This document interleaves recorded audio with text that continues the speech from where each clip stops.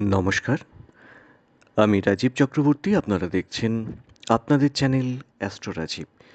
মাসিক রাশিফল পুজোর মাস অক্টোবর 2024 বৃষ রাশির কেমন যেতে পারে সে সম্পর্কে থাকছে একটা আগাম আভাস। বৃষ রাশির জন্য যেমন এই রাশিফল, বৃষ লগ্নের জন্যও কিন্তু এই ফল। যারা আজকে নতুন দেখছেন তাদের বলবো চ্যানেলটি সাবস্ক্রাইব করে নিতে, কারণ প্রত্যেক মুহূর্তের আপডেট পেতে চ্যানেলটি কিন্তু সাবস্ক্রাইব করে নেওয়া প্রয়োজন। পুজোর মধ্যেও যারা অনলাইন প্রেডিকশন চাইছেন তারা ফোনে বা হোয়াটসঅ্যাপে যোগাযোগ করতে পারেন। অনলাইন চেম্বার কিন্তু খোলা থাকছে। চলে আসি মূল আলোচনায়। অক্টোবর 2024 বৃষ রাশির ক্ষেত্রে মোটামুটি শরীর স্বাস্থ্য নিয়ে খুব একটা বড় ধরনের উদ্বেগ বা চিন্তার কারণ দেখা যাচ্ছে না। আপনাদের রাশি অধিপতি তথা লগ্নাধিপতি শুক্রদেব তিনি স্বক্ষেত্রে অবস্থান করছেন। স্বক্ষেত্র অর্থাৎ তুলা রাশিতে অবস্থান করছেন এবং তারপর তিনি অবস্থান করবেন বৃশ্চিকের ঘরে, আপনাদের সপ্তম ক্ষেত্রে। মাসের প্রথম দিকে খুব একটা কিন্তু চিন্তার কারণ নেই শরীর স্বাস্থ্যর নিয়ে। এমনি টুকটাক ছোটোখাটো কিছু সমস্যা থাকতেই পারে, তবে একটা দিকে একটু সতর্ক থাকবেন, কোনো রকম চোট আঘাত লাগা থেকে একটু সতর্ক থাকার প্রয়োজন আছে। যেহেতু চতুর্থপতি রবি তিনি পঞ্চম ক্ষেত্রে গিয়ে কেতুযুক্ত হয়ে যাচ্ছেন এবং রাহু দৃষ্ট হচ্ছেন, ফলত মায়ের শরীর স্বাস্থ্যের দিক একটু নজর রাখার প্রয়োজন থাকছে।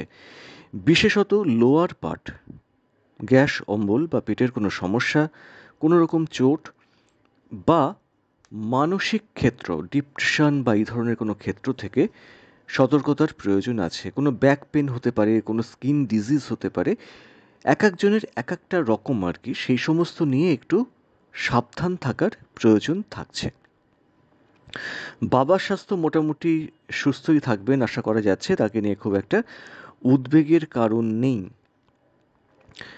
এবার যেটা বলার সেটা হচ্ছে সন্তান ক্ষেত্র। দেখুন, সন্তানের মতিগতি নিয়ে, তাদের বাক্য, তাদের আচরণ, এইগুলো নিয়ে কিন্তু একটু নজর দেওয়ার প্রয়োজন থাকছে। কোনো রকম সংক্রমণ সেটা কিন্তু তাদের হতে পারে। ডেফিনেটলি সবার হবে একথা বলছি না, যাদের দশা অন্তর্দশা পারমিট করছে না তাদের ক্ষেত্রে এটা হতে পারে।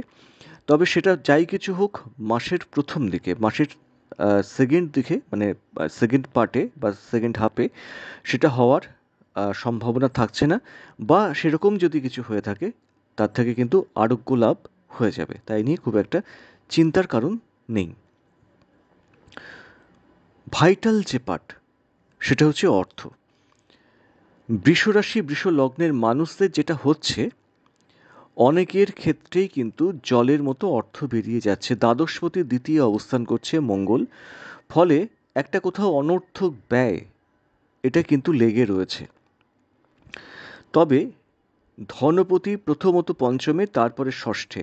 আমি বলবো মাসের সেকেন্ড হাফে এই আর্থিক দিকের আর্থিক যোগানটা কোথাও একটা যেন স্টেবিল হয়ে আসবে, খরচ কিছুটা কমবে।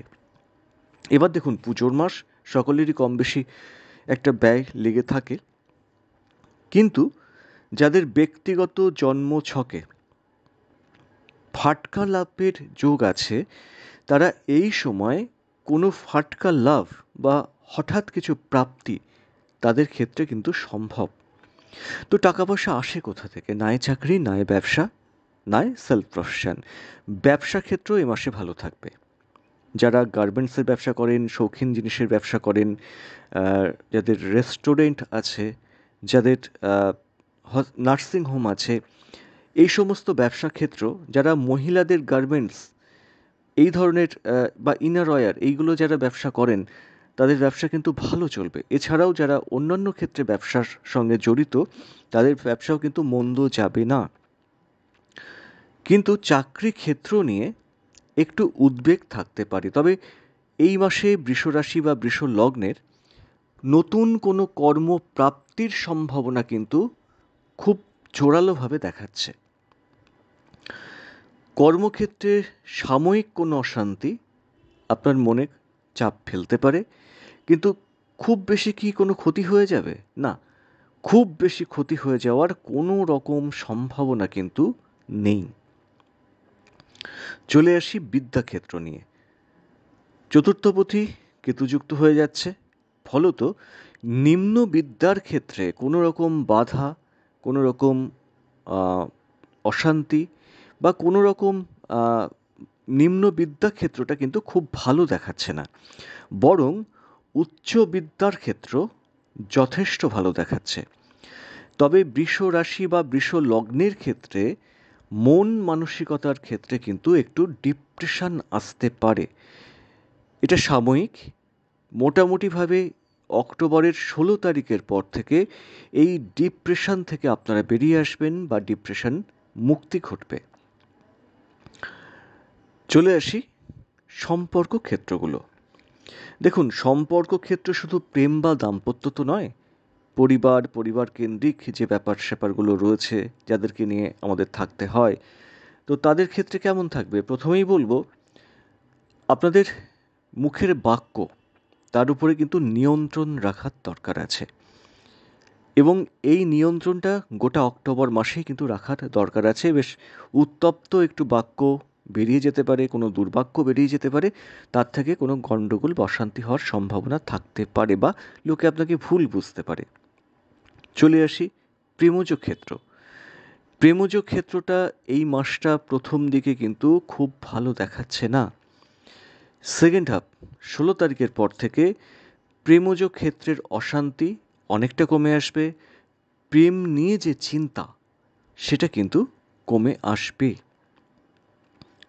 এই মাসে যেটা আপনাদের খুব ভালো যোগাযোগ দেখাচ্ছে, সেটা প্রেমজ ক্ষেত্র থেকে কোনো বিয়ে বা সম্বন্ধ থেকে কোনো বিয়ে,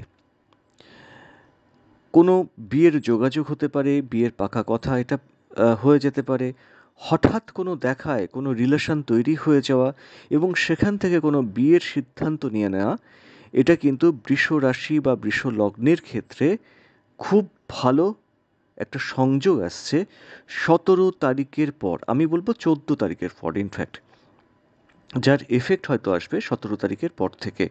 তো এই জিনিসটা আপনারা একটু দেখে নিন, যাদের বিয়ের যোগাযোগ বা বিয়ের দেখাশোনা চলছে, তারা এই ব্যাপারটা একটু দেখে নিন। পারলে দেখে জটক বিচার করে কিন্তু এগোনো যেতে পারে। এবার বলবো, যারা বিদেশে থাকেন তারা কেমন থাকবেন? যারা বিদেশে আছেন তাদের সময়টা কিন্তু নেহাত মন্দ নয়। এই সময় অনেকেই বাড়িতে বা বাড়ির কাছাকাছি আসার সম্ভাবনা থাকবে। বাড়ির কাছাকাছি বলতে ধরুন আপনার বাড়ি বসিরহাটে, অথচ আপনার একটি বাড়ি আছে কলকাতাতে। আপনি হয়তো বসিরহাটে আসতে পারলেন না, কলকাতাতে এলেন, সেটাও তো একটা বাড়ি। আবার অনেক সময় আপনাদের মায়ের আনুকূল্য, মায়ের সান্নিধ্য, এটা কিন্তু পাওয়ার মানে মায়ের কাছাকাছি আসার একটা সম্পর্ক বা সুযোগ আপনারা এই সময় পাবেন। ওভারঅল অক্টোবর মাসে কিন্তু বৃষর ক্ষেত্রটা খুব খারাপ দেখাচ্ছে না। আইন আদালত, কোর্ট কাছারি, এই নিয়ে বিশেষ চিন্তার কারণ নেই।